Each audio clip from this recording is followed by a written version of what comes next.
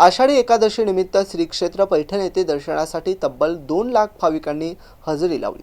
या प्रचंड गर्दीच्या पार्श्वभूमीवर पैठण पोलीस ठाण्याच्या वतीनं करण्यात आलेल्या अत्यंत चोख आणि नियोजनबद्ध बंदोबस्तामुळे संपूर्ण दिवस शांततेत पार पडला। विशेष म्हणजे वाहतुकीचा कोणताही खोळंबा झाला नाही आणि चोरीची एकही घटना नोंद नाहीये।